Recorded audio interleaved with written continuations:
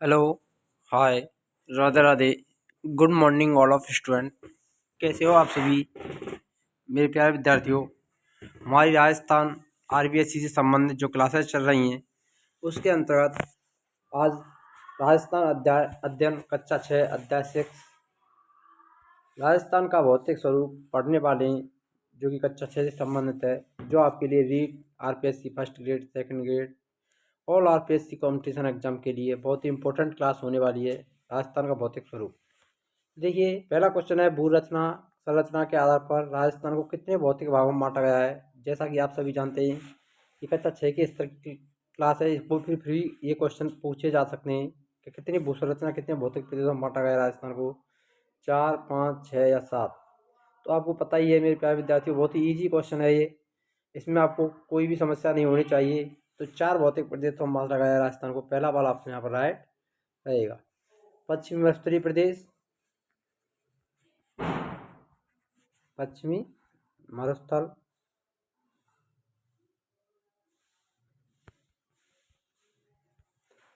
दूसरा पश्चिमी मरुस्थलीय प्रदेश हो गया। मध्यवर्ती अरावली पर्वतीय प्रदेश,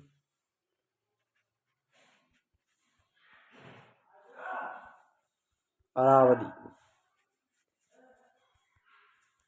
पर्वतीय प्रदेश हो जाता है। फिर आता है पूर्वी मैदानी प्रदेश, तीसरा।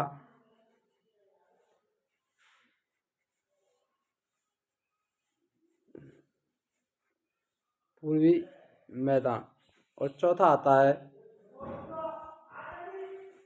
चौथा हो जाएगा यहाँ पर, वो रहेगा चौथा दक्षिण पूर्वी पठारी प्रदेश या हाड़ौती का पठारी प्रदेश। तो ये 4 भौतिक प्रदेश हैं राजस्थान के। नेक्स्ट क्वेश्चन देखिए, थार मरुस्थल का विस्तार राजस्थान की कौन सी दिशा में। तो थार मरुस्थल राजस्थान की किस दिशा में पड़ता है मेरे प्यारे विद्यार्थियों। आप जल्दी से जल्दी कमेंट बॉक्स में आंसर दे दीजिए इसका।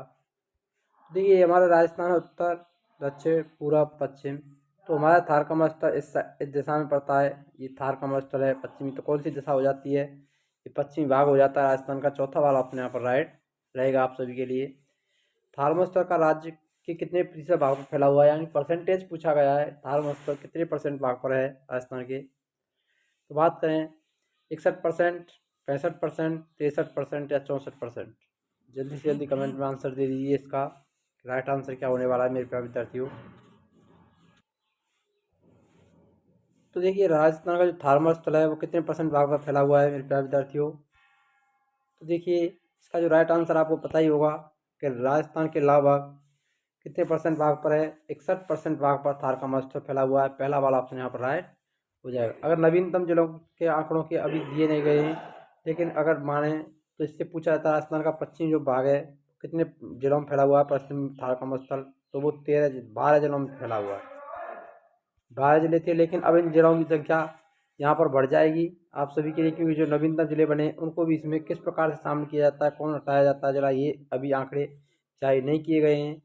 जैसे ये आंकड़े आएंगे हम आपको इसके बारे में सूचित कर देंगे। नेक्स्ट देखिए, तो हमको ये पुरानी किताब के आधार पर ही पढ़ना है। अभी किताबों में संशोधन नहीं हुआ है, जब संशोधन होगा तो इसको भी बदलाव किया जाएगा। अपनी विभिन्न विविधताओं के कारण कौन सा मरुस्थल विश्व का सबसे धनी मरुस्थल कहलाता है, मंगोलिया, कालाहारी, थार या सहारा मरुस्थल। देखिए मेरे प्यारे साथियों, यहाँ पर राइट आंसर आप सभी को पता ही होगा कि थार का मरुस्थल अपनी सबसे धनी मरुस्थल कहलाता है विविधताओं के कारण। तीसरा वाला अपने यहाँ पर राइट हो जाएगा।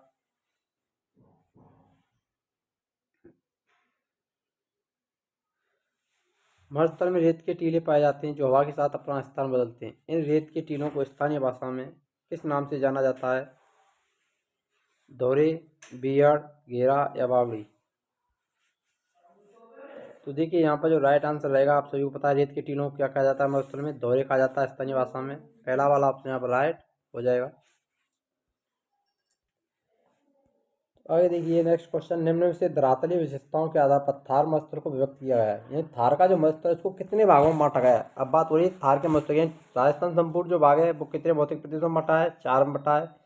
लेकिन थार के मरुस्थल को कितने भागों में बांटा गया है ये बताना है यहाँ पर। अर्धमरुस्थलीय भाग, घग्गर का मैदानी भाग, नागौरी उच्च भूमि, उपयुक्त सभी।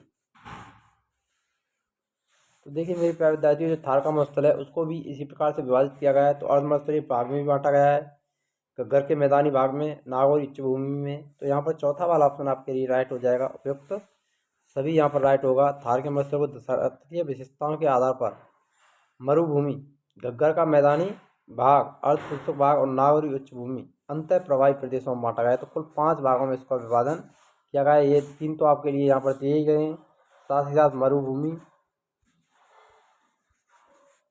और अंतः प्रवाह ये क्षेत्र प्रदेशों में विभक्त किया गया है। राजस्थान में अरावली पर्वतमाला किस दिशा में विस्तृत है? तो अरावली पर्वतमाला का जो विस्तार है वो किस प्रकार से है, ये आपको बताना है। राजस्थान में अरावली पर्वतमाला का जो विस्तार दिया गया है वो इस प्रकार से अरावली पर्वतमाला राजस्थान में फैली हुई है। तो ये किधर से किधर है ये बताना है आपको।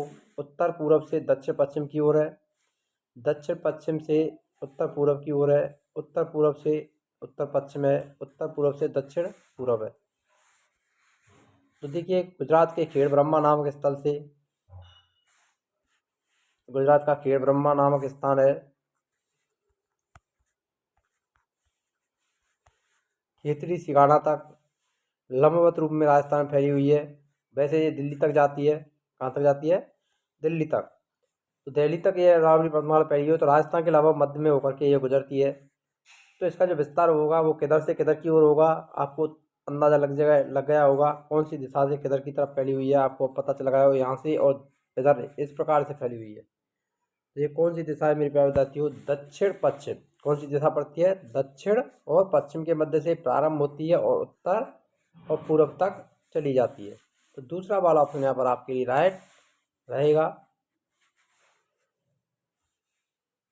अरावली पर्वतमाला की बात करें तो ये 9% भाग पर, कितने भाग पर फैली हुई है? 9% भाग पर अरावली पर्वतमाला का विस्तार है, जहाँ पर लगभग 10% जनसंख्या निवास करती है। ये भी आप यहाँ पर ध्यान रखें। सर बात करें अरावली पर्वतमाला की कुल लंबाई की, तो यहाँ पर आपके लिए कुल लंबाई पूछी गई है, ना कि राजस्थान के अंतर्गत। तो 492 किलोमीटर, 392 किलोमीटर, 692 किलोमीटर या 792 किलोमीटर अरावली पर्वतमाला की कुल लंबाई क्या होगी मेरे प्यारे विद्यार्थियों? तो देखिए संपूर्ण अरावली पर्वतमाला गुजरात से लेकर के दिल्ली तक जो फैली हुई है, रायसीना पहाड़ी दिल्ली, गुजरात के खेड़ ब्रह्मा से रायसीना पहाड़ी, ये कहाँ पर है? दिल्ली में, दिल्ली तक फैली हुई है लंबवत रूप में। तो इसकी जो कुल लंबाई है वो 692 किलोमीटर, तीसरा वाला ऑप्शन राइट हो जाएगा, जिसमें से 500 550 किलोमीटर तो ये कहाँ पर फैली हुई है? राजस्थान में फैली हुई है। ये भी आपको ध्यान में रखना है। राजस्थान में इसकी लंबाई लगभग 550 किलोमीटर के लगभग है।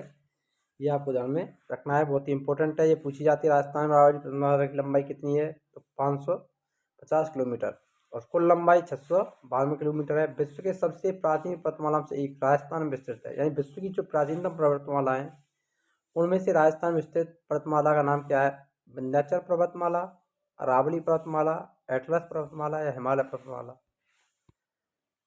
तो देखिए राजस्थान की बात की गई है तो आपको पता ही चल गया होगा, अरावली पर्वतमाला। दूसरा वाला ऑप्शन यहाँ पर राइट हो जाएगा।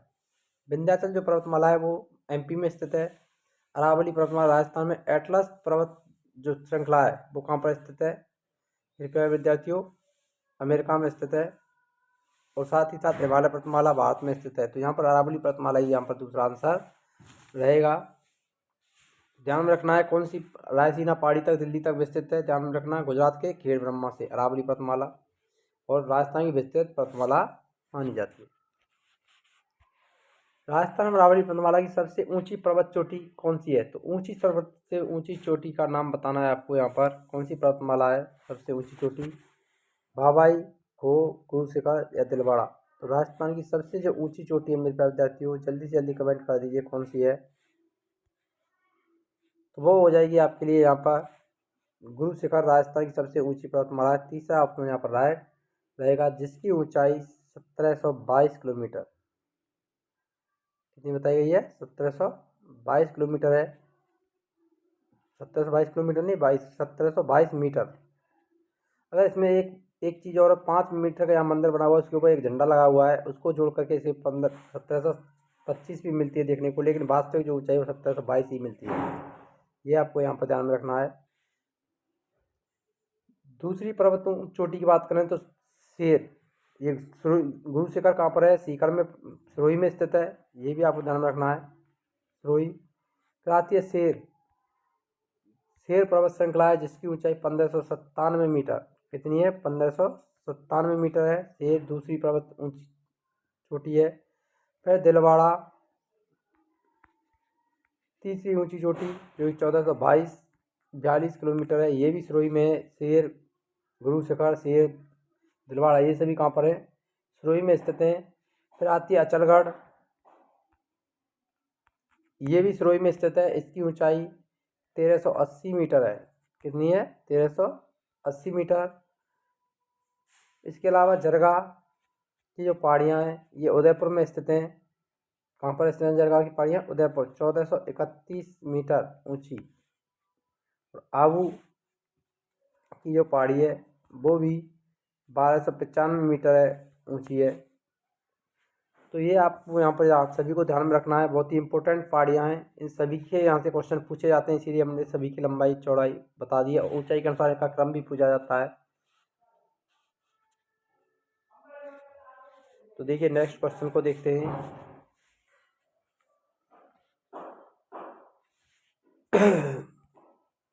नेक्स्ट क्वेश्चन आता है यहाँ पर आप सभी के लिए। चंबल, बनास और बाणगंगा उनकी सहायक नदियों से निर्मित भौतिक भूभाग कौन सा है? दक्षिण पूर्वी पठार, पूर्वी मैदान, थारका मस्तर, अरावली पथमाला। चंबल, बनास और बाणगंगा नदी और उनकी सहायक नदियों से निर्मित भौतिक प्रदेश कौन सा है? तो जल्दी से जल्दी कमेंट कीजिए मेरे प्यारे विद्यार्थियों। इसका जो राइट आंसर रहेगा वो क्या रहेगा? तो देखिए पूर्वी मैदान, दूसरा वाला ऑप्शन यहाँ पर राइट हो जाएगा। बहुत इंपॉर्टेंट क्वेश्चन है ये।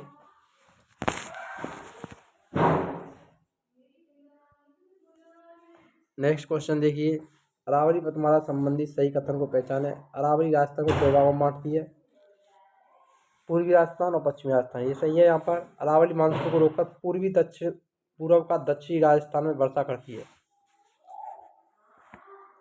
अरावली मानसून को रोककर पूर्वी व दक्षिणी राजस्थान में वर्षा करती है। ये भी यहाँ पर राइट हो जाएगा। अरावली को राजस्थान की जीवन रेखा कहा जाता है, ये भी सही है। तो चौथा वाला अपने यहाँ पर सभी कथन सही है, ये सही हो जाएगा। पूर्वी मैदान राजस्थान के कितने % भाग पर फैला है? 10, 23, 7 या 25? तो पूर्वी मैदान का विस्तार राजस्थान में कितना है मेरे प्यारे विद्यार्थियों? तो वो है आप सभी का यहाँ पर जो राइट आंसर रहेगा वो दूसरा वाला 23% पूरी मैदानी भाग फैला हुआ है राजस्थान का, जिसमें लगभग 40% से जनसंख्या निवास करती है। तो सर्वाधिक जनसंख्या वाला क्षेत्र है पूर्वी मैदान। राजस्थान के मैदानी भाग पर वह क्षेत्र जो बियड़, डांग और उत्खात भूमि या बेडलैंड टोपोग्राफी नाम से जाना जाता है। Chambal basin, Banas basin, Banganga basin या माही बेसिन। उत्खात भूमि भी कहा जाता है, डांग भी कहा जाता है और बियड़ भी कहा जाता है। तो वो कौन सा रहेगा यहाँ पर राइट आंसर? तो चंबल बेसिन, पहला वाला ऑप्शन यहाँ पर राइट हो जाएगा। चंबल बेसिन में पाई जाने वाली गहरी घाटियों वाले क्षेत्रों को बियड़ कहा जाता है। ये जो गहरी घाटी होती है, गहरी घाटी वाले क्षेत्र क्या कहलाते हैं? बियड़ कहलाते हैं। राजस्थान में सर्वाधिक बियड़ों की संख्या भी चंबल बेसिन में पाई जाती है। और सर्वाधिक बियड़ या उत्खात भूमि कहाँ पर पाई जाती है ये भी आपको ध्यान रखना है, सवाई माधोपुर। सवाई माधोपुर में पाई जाती है। चंबल बेसिन को डाकुओं का घर भी कहा जाता है। और डांग की रानी या डांग या उत्पात, तो डांग की रानी के नाम से प्रसिद्ध है करौली।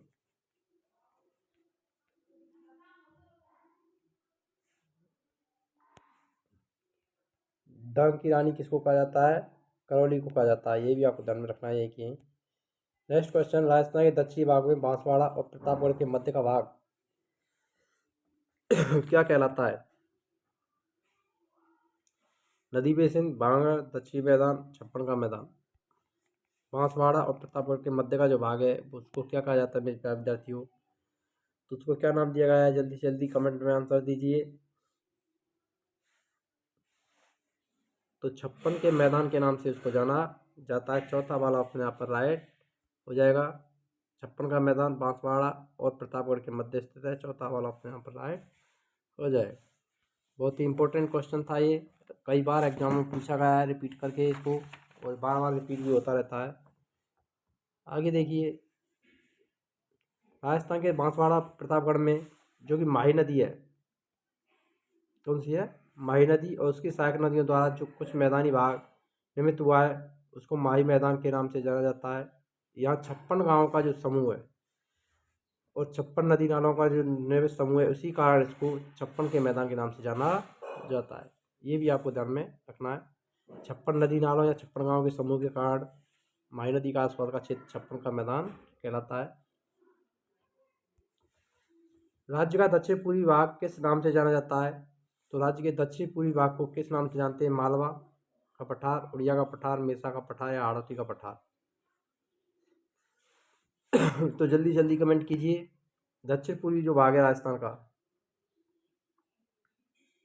ये जो भाग है कोटा बूंदी बारा झालावाड़ वाला क्षेत्र है, वो क्या कहलाता है? हाड़ौती प्रदेश कहलाता है। चौथा वाला अपने यहाँ पर राइट हो जाएगा। जहाँ पर हड़ा राजवंशों का शासन होने के कारण इसको हाड़ौती का पठार नाम दिया गया था। यहाँ 7% भाग पर, कितने परसेंट भाग है हाड़ौती का पठार? 7% भाग पर फैला हुआ है, जिसमें लगभग 11% जनसंख्या निवास करती है। ये भी आपको ध्यान में रखना है, दोनों चीज। क्षेत्रफल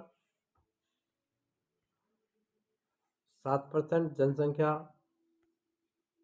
वो कितनी हो जाएगी? 11%। राज्य के सबसे ऊंचे पठार उड़िया का पठार और आबू का पठार कौन से जिले में स्थित हैं? ये राजस्थान के सबसे ऊंचे पठार हैं उड़िया का पठार और आबू पठार। ये कहाँ है? जोधपुर, सिरोही, उदयपुर या अजमेर? जल्दी से जल्दी आंसर दीजिए कमेंट बॉक्स में मेरे प्यारे विद्यार्थियों। यदि आप हमारी क्लास से नहीं जुड़े हैं तो जल्दी से जल्दी जुड़ जाएं। यदि आपने चैनल को लाइक नहीं किया है तो चैनल को लाइक करें और सब्सक्राइब करें। साथ ही साथ वीडियो को लाइक भी करते चलें ताकि हमारा प्रत्येक नोटिफिकेशन आप तक पहुंचता रहे। तो आगे देखिए, यहाँ पर उड़िया का पठार और आबू का पठार दोनों कहाँ पर स्थित है? सुरई में स्थित है। दूसरा ऑप्शन यहाँ पर राइट रहेगा। उड़िया का पठार राजस्थान का सबसे ऊंचा पठार है। सबसे ऊंचा पठार कौन सा है? उड़िया का पठार राजस्थान का सबसे ऊंचा है, जो कि सिरोही जिलों में है। जिसकी ऊंचाई की बात करें तो 1360 मीटर। कितने मीटर है? 1360 मीटर है। आबू का पठार ये भी सिरोही जिले में स्थित है। यह राजस्थान का दूसरा सबसे ऊंचा पठार है, दूसरा ऊंचा पठार है। ये आपको ध्यान में रखना है। इसकी ऊंचाई की बात कर लें तो इसकी जो ऊंचाई है वो 1200 मीटर है। कितनी है? 1200 मीटर। ये भी आपको यहाँ पर ध्यान में रखना है। दोनों ही क्वेश्चन कवर हो गए। आगे देखिए, भोराट के पठार का विस्तार राजस्थान के कौन से जिलों में है? राजसमंद, नागौर, उदयपुर और राजसमंद दोनों। तो भोराट के पठार का विस्तार राजस्थान के किन जिलों में मेरे प्रिय विद्यार्थियों? तो भोराट का पठार उदयपुर और राजसमंद दोनों, दूसरा वाला ऑप्शन यहाँ पर राइट हो जाएगा। तो ये कुंभलगढ़,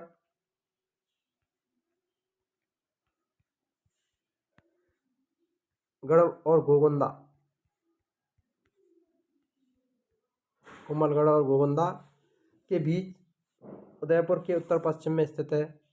इसकी जो ऊंचाई है वो 1225 मीटर है। कितनी है भोराट के पठार की ऊंचाई? 1225 मीटर है। ये आपको ध्यान में रखना है। मेसा का पठार स्थित है भीलवाड़ा, चित्तौड़गढ़, जयपुर या उदयपुर? मेसा का पठार कहाँ पर स्थित है मेरे प्यारे विद्यार्थियों? तो ये चित्तौड़गढ़ जिले में स्थित है। दूसरा वाला ऑप्शन यहाँ पर राइट रहेगा। इसकी ऊंचाई, मेसा के पठार की ऊंचाई की बात करें तो 620 मीटर ऊंचा है।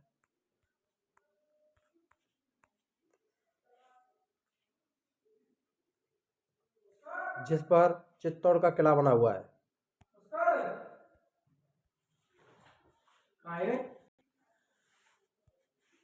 भैंसुरगढ़ और बिजौलिया के पूर्वी भाग में स्थित पठार का नाम क्या है? परमाल का पठार, भूमट का पठार या भोराट का पठार या उड़िया का पठार? भैंसुरगढ़ और बिजौलिया के मध्य का जो पठार है, पूर्व में स्थित पठार का नाम क्या होगा मेरे प्यारे विद्यार्थियों? जल्दी से जल्दी आप कमेंट में इसका आंसर दे दीजिए। भैंसुरगढ़ और बिजौलिया के मध्य जो स्थित पठार है उसका जो नाम होगा वो क्या होगा? उपरमाल का पठार। पहला वाला ऑप्शन यहाँ पर राइट हो जाएगा। भैंसुरगढ़ चित्तौड़गढ़ में और बिजौलिया भीलवाड़ा के बीच स्थित पठार को उपरमाल का पठार कहा जाता है। लसाड़िया पठार जैसलमेर झील के पास राजस्थान का सर्वाधिक कटा फटा पठार है। यह किस जिले में है? लसाड़िया का पठार। जल्दी से जल्दी आंसर दे दीजिए। बांसवाड़ा, उदयपुर, जोधपुर या जयपुर। लसाड़िया का पठार कहाँ पर स्थित है मेरे प्यारे विद्यार्थियों? तो ये स्थित है उदयपुर जिले में। दूसरा वाला ऑप्शन यहाँ पर राइट हो जाएगा। कहाँ पर हो जाएगा? उदयपुर में। लसाड़िया का पठार कहाँ पर स्थित है? उदयपुर जिले में स्थित है। नेक्स्ट क्वेश्चन की तरफ बढ़ते हैं। राजस्थान में कितने प्रकार की जलवायु परिस्थितियाँ पाई जाती हैं? तो राजस्थान में जलवायु की परिस्थिति कितने प्रकार की हैं? 4, 5, 9 या 7। तो कितने प्रकार की जलवायु है राजस्थान की? तो राजस्थान की जो जलवायु होगी वो 5 प्रकार की होगी। दूसरा वाला अपने आप राइट हो जाएगा। शुष्क जलवायु, शुष्क जलवायु, अर्ध शुष्क जलवायु, अर्ध शुष्क जलवायु, उप आर्द्र जलवायु,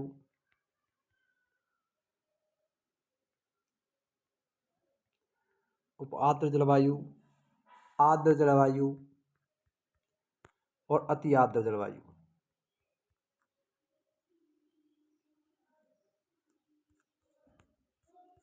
तो इस प्रकार से राजस्थान की जो जलवायु है उसको आप याद कर सकते हैं। तो शुष्क, अति शुष्क, उपाद्र, आर्द्र और अति आर्द्र। तो शुष्क जलवायु में पश्चिमी राजस्थान के जो भाग हैं वो सभी शुष्क जलवायु के अंतर्गत आते हैं। अर्ध शुष्क में हमारे जैसलमेर बाड़मेर के जो क्षेत्र थे उसको छोड़ करके पश्चिमी राजस्थान जो पूर्व भाग है उसको छोड़ करके उससे जो शेष भाग बनता है वो अर्ध शुष्क जलवायु के अंतर्गत आता है।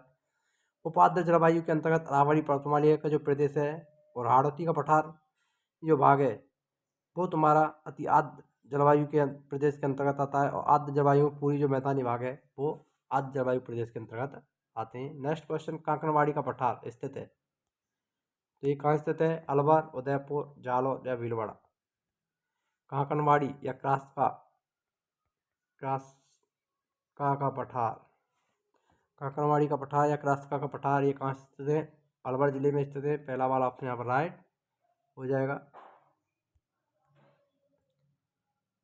नेक्स्ट क्वेश्चन, राज्य के पश्चिमी भाग में लगभग कितने प्रतिशत भाग पर शुष्क मस्तरीय और अर्ध शुष्क मस्तरीय जलवायु पाई जाती है? शुष्क मस्तरीय और अर्ध शुष्क मस्तरीय दोनों को ही पूछा गया है। तो मिला करके राजस्थान का पश्चिमी जो भाग है मस्तरीय प्रदेश वो 61% भाग पर फैला हुआ है। तो दूसरा वाला अपने यहाँ पर राइट रहेगा। अरावली के पूर्वी भाग जयपुर और उत्तर पूर्वी जिलों में किस प्रकार की जलवायु पाई जाती है? अरावली का जो पूर्वी भाग है जयपुर और उत्तर पूर्वी जिले शुष्क जलवायु, आर्द्र जलवायु, उपाद्र जलवायु या अति आर्द्र जलवायु। अभी अभी हमने बताया था जो पूर्वी मैदानी भाग है उसके अंतर्गत जलवायु किस प्रकार की पाई जाती है मेरे प्यारे विद्यार्थियों? तो वो पाई जाती है उपाद्र जलवायु। तीसरा वाला ऑप्शन यहाँ पर राइट हो जाएगा। जयपुर और उत्तर पूर्वी जिलों में अरावली के पूर्वी भाग जयपुर और उत्तर पूर्वी जिलों में जो जलवायु पाई जाती है वो उपाद्र जलवायु है। तीसरा वाला ऑप्शन यहाँ पर राइट रहेगा। बहुत ही इंपॉर्टेंट क्वेश्चन है ये। सवाई माधोपुर से लेकर के उदयपुर तक आर्द्र जलवायु, बांसवाड़ा से लेकर झालावाड़ तक अति आर्द्र जलवायु पाई जाती हैं। ये भी आपको यहाँ पर ध्यान में रखना है। नेक्स्ट क्वेश्चन, राजस्थान में मुख्यतः कितनी ऋतु पाई जाती हैं? तो 3 प्रकार की ऋतुएं सभी जानते हैं। कितने प्रकार की ऋतु होती हैं? 3 प्रकार की हैं। तो राजस्थान की ऋतुओं को 3 भागों में बांटा गया है। ग्रीष्म ऋतु, शीत ऋतु और वर्षा ऋतु। ये 3 ऋतुएं ही पाई जाती हैं मुख्यतः। मार्च से मध्य जून तक ग्रीष्म ऋतु का आगमन रहता है। अक्टूबर से फरवरी तक शीत ऋतु और वर्षा ऋतु मध्य जून या जुलाई से सितंबर तक होती है। अति आर्द्र जलवायु में लगभग औसत वार्षिक वर्षा, अति आर्द्र के अंतर्गत औसत वार्षिक वर्षा 100 सेंटीमीटर, 150 सेंटीमीटर, 300 सेंटीमीटर या 157 सेंटीमीटर। अति आर्द्र जलवायु के अंतर्गत औसत वार्षिक वर्षा बतानी कितनी होती है? तो वो होती है मेरे प्यारे विद्यार्थियों अति आर्द्र में 100 सेंटीमीटर। पहला वाला ऑप्शन यहाँ पर राइट रहेगा। ऊंचाई के कारण राजस्थान का कौन सा स्थान सबसे ठंडा रहता है? फलौदी, झालरापाटन, माउंट आबू या चूरू। तो माउंट आबू सिरोही सर्वाधिक ठंडा स्थान है राजस्थान का ऊंचाई के आधार पर। तीसरा वाला ऑप्शन यहाँ पर राइट हो जाएगा। राजस्थान का सर्वाधिक ठंडा स्थान माउंट आबू। सबसे ठंडे जिले की बात करें तो चूरू सबसे ठंडा जिला चूरू हो जाएगा। सबसे गर्म और शुष्क स्थान की बात करें तो फलौदी। अब फलौदी जिला बना दिया गया है, ये भी आपको ध्यान में रखना है। राजस्थान का सबसे गर्म जिला भी चूरू ही होगा। ठंडा और गर्म जिला ये दोनों ही चूरू है, ध्यान में रखना। ठंडा जिला और गर्म जिला दोनों क्या होंगे? चूरू होंगे। सबसे गर्म महीना आपको पता ही है, जून का गर्म होता है, और सबसे ठंडा महीना जनवरी का होता है। राजस्थान में ग्रीष्म ऋतु से संबंधित सत्य कथन, इस ऋतु में सामान्य तापमान 30 से 40 डिग्री सेंटीग्रेड से अधिक रहता है, ये सही है। पश्चिमी राजस्थान में तापमान 40 से 45 डिग्री सेल्सियस तक हो जाता है, ये भी सही है। मरुस्थल में रेत जल्दी गर्म होने के कारण तथा ठंडा होने के कारण दैनिक और वार्षिक तापमान भी अधिक होता है, ये भी सही है। तो चारों ऑप्शन सही है यहाँ पर, चौथा वाला ऑप्शन राइट हो जाएगा। नेक्स्ट क्वेश्चन, राजस्थान में सर्वाधिक वर्षा मानसून की किस शाखा से होती है? बंगाल की खाड़ी से, अरब सागर से, या भूमध्य सागरीय शाखा से, या इनमें से कोई नहीं? जल्दी से जल्दी कमेंट कीजिए मेरे प्यारे विद्यार्थियों। राजस्थान में सर्वाधिक वर्षा किस शाखा से होती है? तो वो होती है बंगाल की खाड़ी की शाखा। पहला वाला ऑप्शन यहाँ पर राइट रहेगा। राजस्थान में सबसे पहले वर्षा अरब सागरीय शाखा में और सर्वाधिक वर्षा बंगाल की खाड़ी की शाखा से होती है। सबसे पहले की बात करें तो सबसे पहले होती है अरब सागरीय शाखा, और सर्वाधिक की बात करें तो बंगाल की खाड़ी। राजस्थान की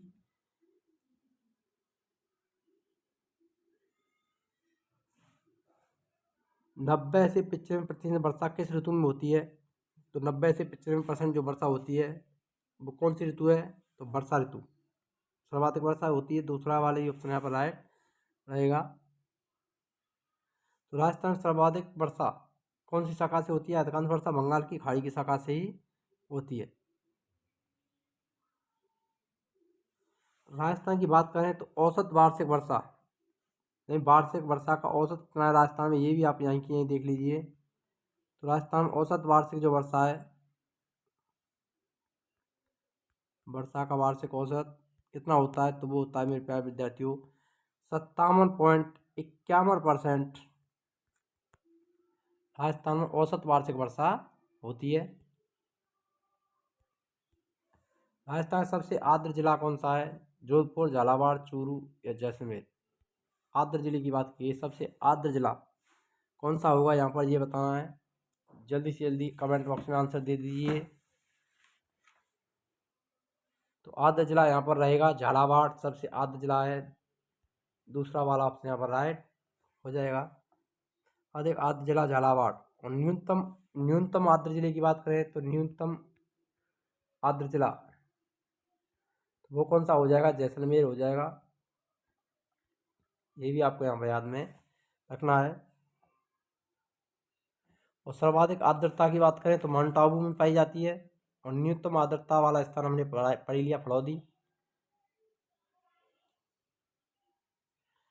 झालावाड़ में औसत वार्षिक वर्षा की भी बात कर लेते हैं, 100 सेंटीमीटर होती है, जो होती है 100 सेंटीमीटर औसत वार्षिक वर्षा होती है झालावाड़ में।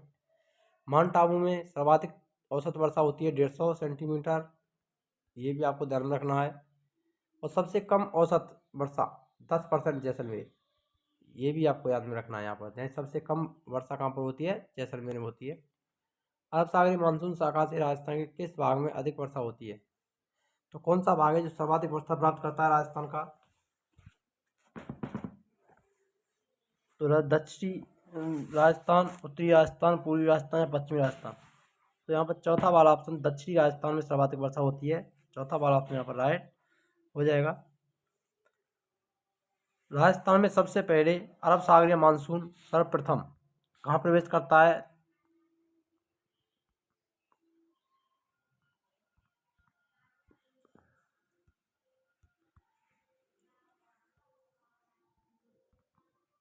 सबसे पहले कहाँ प्रवेश करता है? तो बांसवाड़ा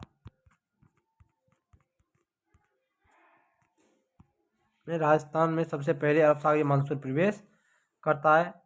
दक्षिणी भाग में डूंगरपुर, प्रतापगढ़, उदयपुर, बांसवाड़ा ये सभी अरब सागरीय मानसून से वर्षा प्राप्त करते हैं। बांसवाड़ा जिले को मानसून का प्रवेश द्वार, ध्यान में रखना, मानसून का प्रवेश द्वार कौन सा है? बांसवाड़ा।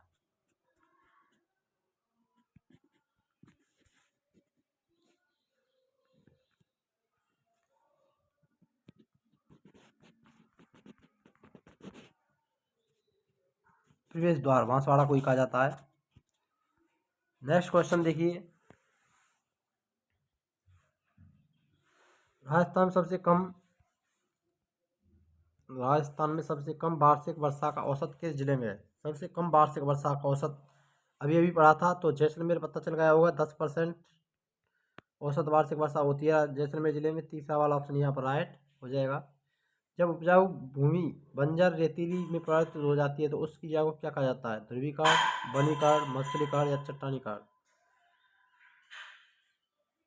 जब उपजाऊ भूमि बंजर व रेतीली मिट्टी में परिवर्तित हो जाती है तो उसकी जगह को क्या कहा जाता है?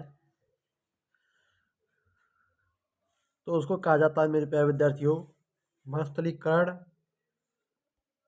तीसरा वाला ऑप्शन यहाँ पर राइट हो जाएगा।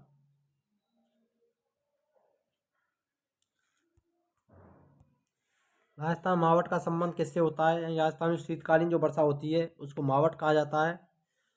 तो इसका संबंध किससे है? पश्चिम विक्षोभ, दक्षिण पश्चिम मानसून, उत्तर पूर्वी मानसून या दक्षिण पूर्वी मानसून?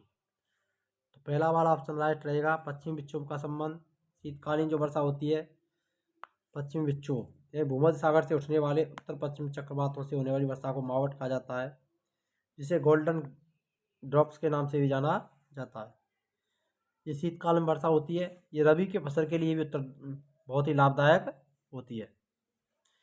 कौन सा भौतिक प्रदेश राजस्थान में स्थित नहीं? अरावली पर्वत, पूर्वी मैदान, थारमस्टा, हिमालय? तो देखिए यहाँ पर हिमालय चौथा वाला ऑप्शन राइट हो जाएगा। ये गलत है, ये राजस्थान का भौतिक प्रदेश नहीं है।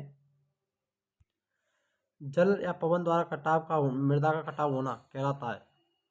जल या पवन द्वारा मृदा का कटाव होना क्या कहलाता है?